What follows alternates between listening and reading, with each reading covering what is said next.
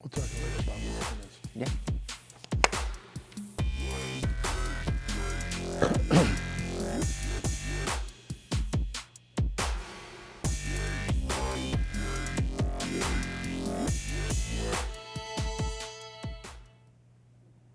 Hello, my name is Dean Contover, and this is Current Buzz. Thank you for watching today. Today we have a gentleman from University of Mass, Jon Boswell. He's the Associate Athletic Director of Marketing and Promotions at UMass Lowell. Mouthful, right? Yeah, I know exactly. I didn't write it down. Just, but what a title, John. You know, John was also involved with the Spinners, but he got a position with university, so he went over there. We're going to talk a little bit about the Spinners, if you don't mind, and then we're going to get into the hockey scene, and we'll talk about that. Do you know what's happening with the Spinners, or what's the latest? Yeah, so coming out of the pandemic obviously wiped out what would have been the Spinners' 2019 season, or 2020 season. When that got wiped out, the deal with minor league baseball, Major League Baseball expired at the end of the year, and Major League Baseball completely overhauled how Major League Baseball and minor league baseball operate. You're not kidding. So, They got rid of the New York Penn League. I mean, that was there since 1935, I think, was established. Correct. So short season baseball disappeared. When that was the New York Penn League, that was the Lowell Spinners. So when all the seats got filled at the end of the game of musical chairs, the Spinners were left without a Major League affiliate, which left the Spinners without a team to have at Lasher Park. So the way the city's lease with the Spinners worked was it had to be an affiliated professional baseball team. You know, right now, if you go up to Holman Stadium, the Nashville Silver Knights, you know, you have the Worcester Bravehearts, you have all these college league teams, but that doesn't work for the lease for the Lasher Park. I see. So it's in the contract. It has to be. Correct. I see. So okay. when 45 days or 90 days passed after the lease, you know, after the Red Sox left Lowell, Dave Heller's lease with the city expired. Dave was the owner of the Spinners after Drew Weber, and all of a sudden now the Spinners, there's no more. So you had no Spinners baseball this year. The return to minor league baseball didn't involve the Spinners. I know that the city's working with the Red Sox. There's lots of negotiations.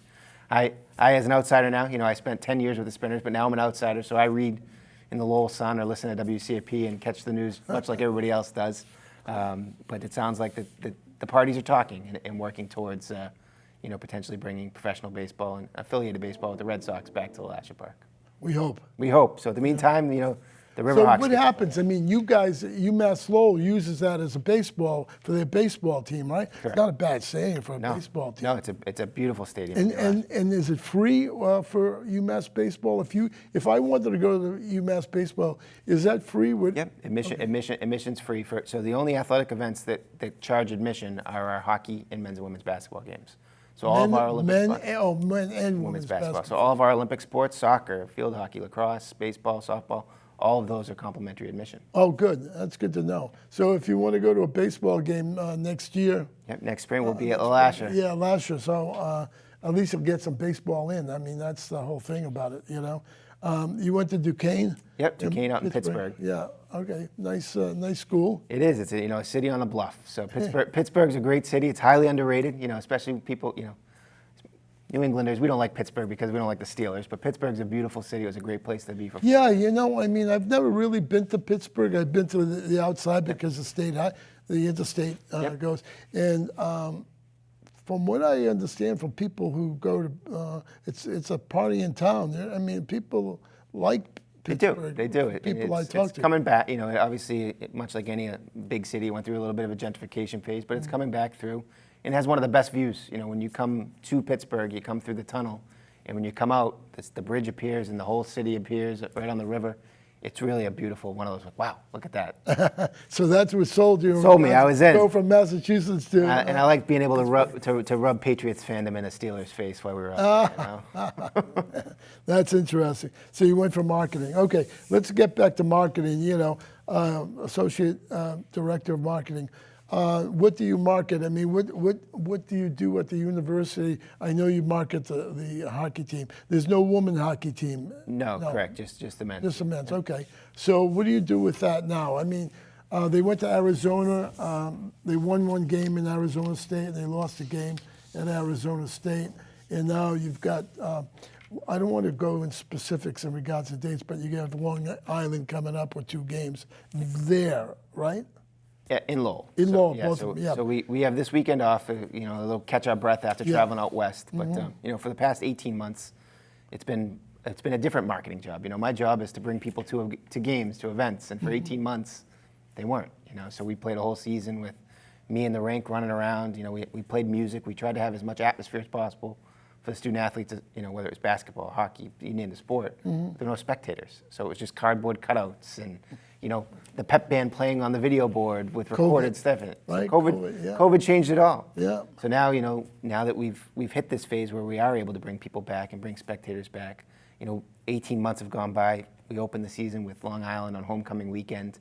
What better chance to bring people back to campus? We have two groups of students on UMass Lowell, freshmen and sophomores, that haven't been doing a game ever. So, we're targeting breaking a student attendance record of, over 2,300 people. Wow. We're really making a push to bring people back together, to bring the crowds back and give our student athletes that chance to play in front of an audience that they so badly missed for a season. Yeah. Who's calling the radio? The right? voice of the Riverhawks is still Bob Ellis. Bob Ellis. How's Bob Ellis? Bob is retired from UMass Lowell. Right. But he's still the voice of the Riverhawks. So he was on the call in Arizona State last weekend. Oh, he was, huh? He's back in the booth for every game this year. Oh, good. That's good to hear. He's a good man. Yeah. So we have Long Island coming up, right? And you're ranked 7th this year out of 10 in Hockey East. 11. 11 now? 11. So it used to be 12 when then Notre Dame left the hockey. That's right. Thank God. So we're an odd number with never 11. liked Notre Dame. I'm sorry. You can't put God and Notre Dame together. Yeah. But so we're an 11 team league, which is odd. So we do have 3 opponents that we play an extra game to make up for that imbalance. The preseason coaches poll came out and we were 7th. Not where you want to be predicted to be. Yeah. But ultimately, when you talk to our coaches, when you talk to our student athletes and the leadership group on the team, they believe in the team. They work on getting better each day, each week. Each game is about being better. And when you rank those teams, and the coaches rank teams, they rank it based off what the roster looks like. And when you look up and down the roster and you see 8 draft picks, or this student athlete played for the national development team, or you're just basing it off of talent. And as the Lowell teams have shown in years past, that's true. It's not just talent. Yeah. So we have I had season tickets, so I know. Yeah, we have a lot of upperclassmen. We return a strong defensive core.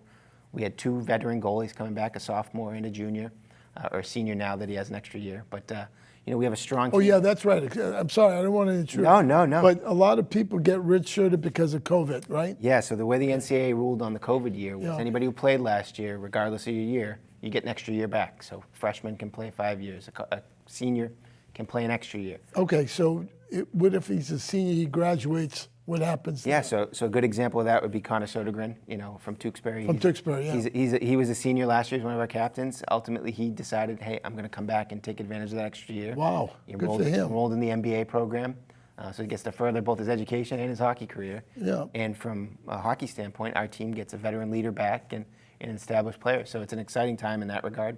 The way that of college athletics changed, now the transfer portal exists where these Explain the transfer portal for the audience. Because that's something new. It's very different. Yeah. So it's almost like there's free agency now. Previously, if a student athlete wanted to leave UMass Lowell and transfer to another school, well, he had to sit out a year before he was eligible to play.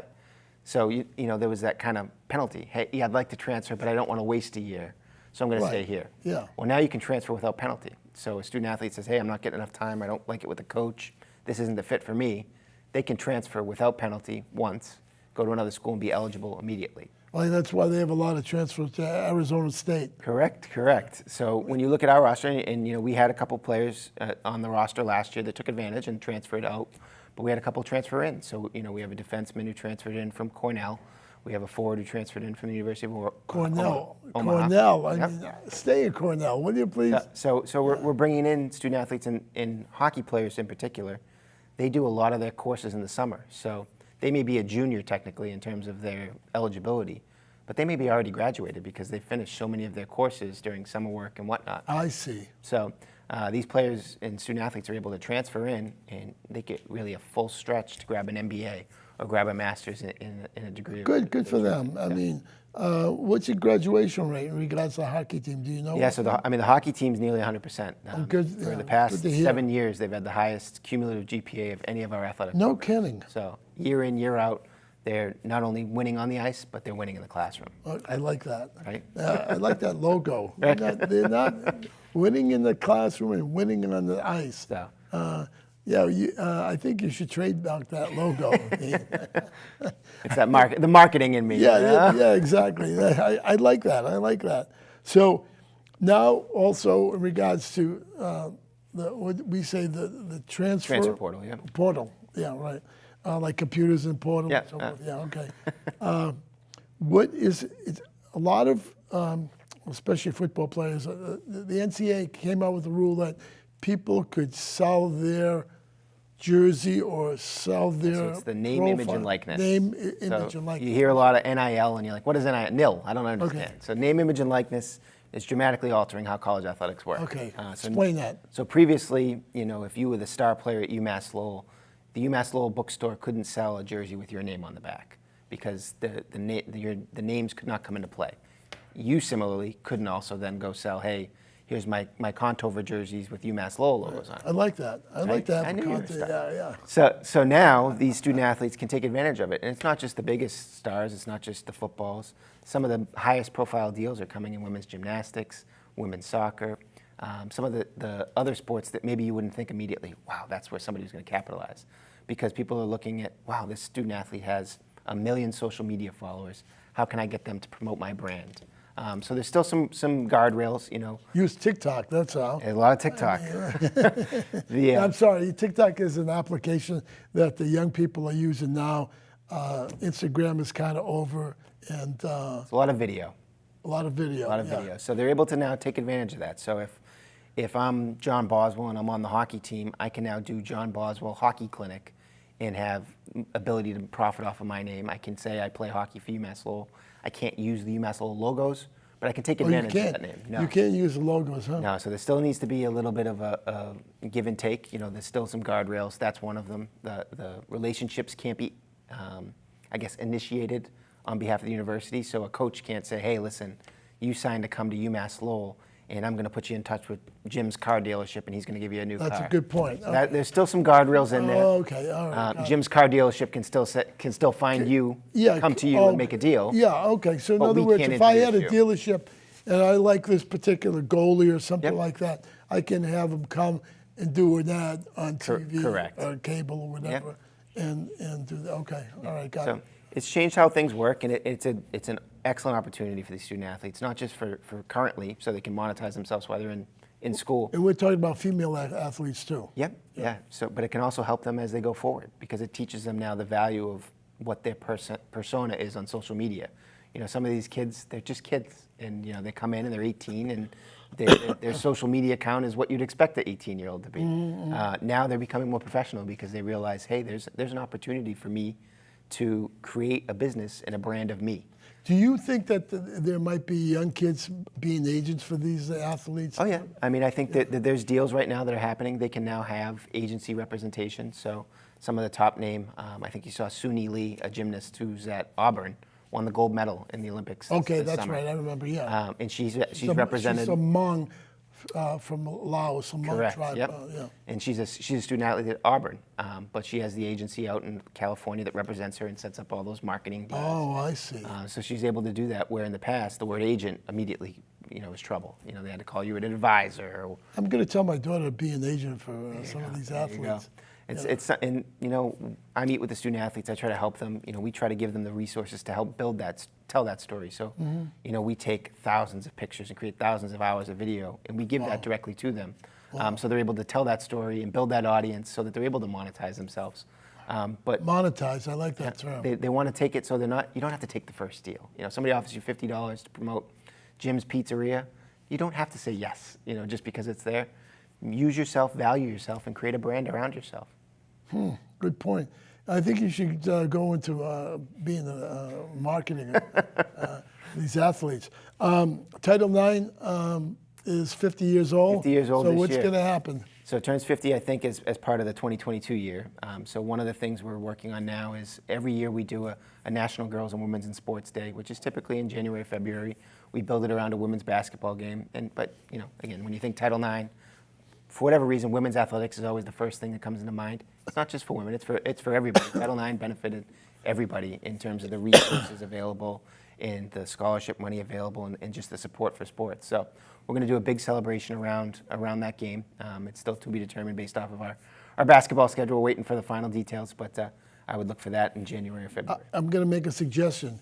The 250th anniversary of the United States is coming up. I think 225 or 226 is 5 years out, so stop planning Right. for Yeah, that. there's a lot of fun anniversaries this Yeah. year when you think of things. I Yeah. think it's an anniversary for the movie Titanic, so we'll be having that as part of our 1990s day. I remember seeing that. Star Wars is celebrating an anniversary this year. They're sending what's his name up to space. Yep, yeah, and the first emoji is 40 years old this year. So Get out of here. We're going to celebrate all 40 these years things. old, yeah. Wow. Tickets, how do you get tickets to go to a hockey game? They're free, but except for hockey. Except for hockey and men's and women's basketball. So you can get tickets right at GoRiverHawks.com. There's a tickets button right at the top of the page. Okay. You can stop by the Songus box office Monday through Friday, 9 to 5. We're back open. We were closed for quite a bit there while COVID left everybody working all over the place. Okay. But the box office is back open, and on days of game, you can always walk up and get a ticket. We are making a concerted effort to really push to have the opening night be a full sellout. So we are advising people to grab those tickets sooner than later, so you're not locked out of opening night. Well, I mean, you have some good teams coming up. I mean, you have Boston College or Boston University coming up. So those are always the good games. Yeah, and we have a Big Ten school. We have Michigan State coming in for two in That's October right. 22nd, Yeah. 23rd. October 23rd, we're actually bringing out Super Bowl champion Rob Ninkovich will be making an appearance at the game. So an opportunity for fans to meet, a Patriots legend there and check out some of his Super Bowl rings. Yeah, he's going to be there. I liked him. He was a good middle linebacker. Yeah. So you had. Did UMass Amherst surprise you when they took the title? We were right there. I think Yeah. we had a challenging year last year on the ice. We had 3 COVID pauses. One pause where our team was shut down for 3 weeks because it kept going from person to person and we weren't able to get back on the ice. I think our team found their legs as the season went on. We shocked BC. We won a double I overtime remember game that, to go to the Hockey East Championship game. And out at UMass Amherst, we had a goal that was right on the line. There was no video evidence on whether it went in or not. It was a 1-0 game. That would have tied the game, and anything can happen in right. an overtime of As you know. a championship game. So, we were right there. I don't think they surprised us. I think it's been UMass Amherst is putting together a strong program. Obviously, they're defending national champions. There's a nice little rivalry between us. We've still taken the majority of the games over the last few years. Yeah, that's true. Last year, notwithstanding, as we got them on our first game back from COVID hiatus, while they were a well-oiled machine. But But that's going to change completely in regards to COVID because it was a short season in Correct. many teams and et cetera, whether it was basketball and a lot of players were not involved. So this is going to be a new season. it is. It's a good challenge, and I think a lot of these teams, I think the Minutemen, like any good program who's recruiting top-level talent, you're going to have a lot of turnover. They had a lot of players sign professional contracts. When you have that happen, you have to have that next wave step up, and when you have freshmen, it takes them some time.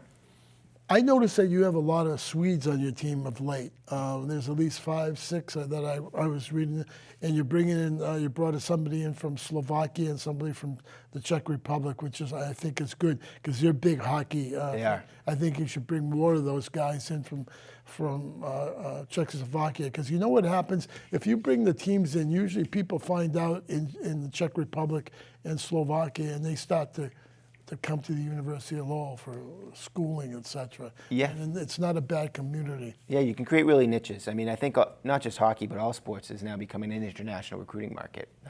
More and more people want to come and be educated in the United States and play college athletics. And we've been fortunate to be able to offer that opportunity. Our roster for hockey this year is very diverse. I think you have 12 players that speak more than one language. You talk about Sweden. Carl Berglund and Andre Lee are 2 of our most talented players. Carl's coming off an injury, so he didn't play in that Arizona State series. But Andre's a draft pick of the Los Angeles Kings. He's a junior this year. I wouldn't be surprised if he was playing professionally after the end of the season. How much of your teams are draft picks? So we just I know just have Harvard and BC and Yep. BU have a lot of draft picks. Yeah, so right now, when you look at our roster, we just have 2 draft picks, both Los Angeles Kings draft picks. Okay. One is Andre, the other is Ben Meehan, whose father, Scott, played for the Riverhawks back in the 90s. Oh, no kidding. So he's he's- going to be here for 4 years. He's a Riverhawk through and through. Yeah. Ultimately, when you see these kids that are drafted, they're not 4-year players. The NHL team will want to sign them after 3 years at the absolute latest, because if a player is drafted and plays 4 years, after that 4th year, they can become a free agent if they wait it out. Oh, I see. So there's some pressure from an NHL club to sign you after that 3rd year. I see. So we had a defenseman. I was wondering why people were peeling off the team. Yeah. Not only UMass Lowell, but other teams. Yeah, so we had a defenseman, Seth Barton, last year, who's a draft pick of the Detroit Red Wings. He left after his junior season and signed with the Red Wings. So basically, sometimes you're better off not having draft picks because it doesn't devastate your team. Yeah, I mean, I think when you build you want probably some parity. You want to have some equilibrium to your roster. And when you have people that aren't draft picks, well, there's more chance that they're staying there 4 years, and you get to build a complete team, and you can build. I think that's what UMass Amherst did. Yeah. So when you look at our team and how it's constituted now, there's a lot of 4-year players on that roster, and that gives you a strong leadership core. It gives you the ability to kind of, when you get into those close games and those 2-1 games, it gives you people who've been there before. So it's kind of how our coaching staff approaches recruiting. I see. You see a lot of players who are going to be here for 4 years. And I mean, they could be drafted after they get out of college. a lot of if talent will always win out. Yeah. So if you come to Lowell and you're not drafted, but you're a strong player and you put together a strong career, you're going to play professional hockey. I think we see almost, when you look at the players that play 4 years, if you want to play professional hockey, I think 80% of them will go on and play professional hockey.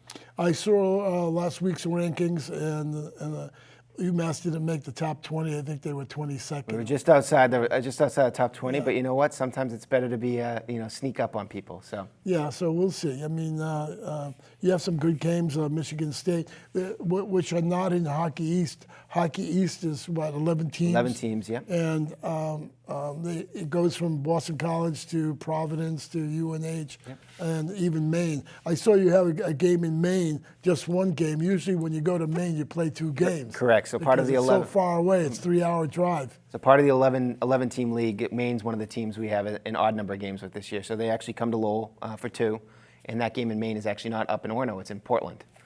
So they're playing that game at the Cross Center in Portland. It's a kind of a neutral site game, but it's not neutral site when you're in Maine. When you're in Maine, you have Maine fans. So it's in Portland. It's is in that Portland. why? It's where the Okay. professional team plays in Portland. So it's a unique Wow. setup. Yeah.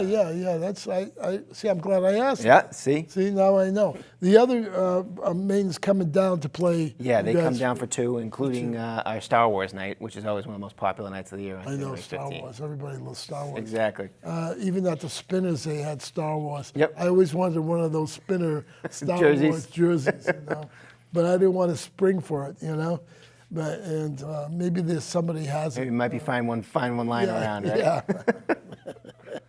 So, thanks for coming. American East, Jon Boswell, he's Associate Athletic Director of Marketing and Promotional at UMass Lowell, and he wants you to go to the hockey games and fill capacity, right? We're excited to have people back. We have right now the only mandate we have in place is face covers are required at events. We're not eating or drinking indoors. All right.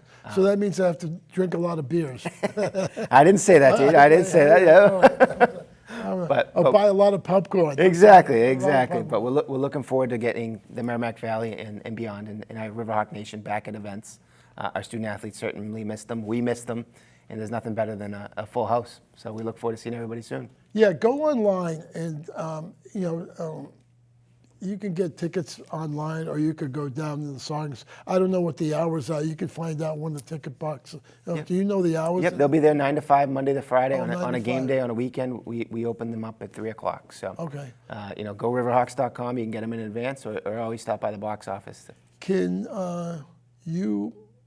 Oh, basketball. I wanted to ask you. You're going to have them at the Songus Arena? Yeah, so we're still going to split between Songus Center and Costello Athletic Center. Costello was just completely renovated during the pandemic. It started just prior. Oh, good. So it got finished. We're excited to unveil that. The capacity is a little bit smaller over there, but it's now enclosed, so we get to build a little bit more home court environment.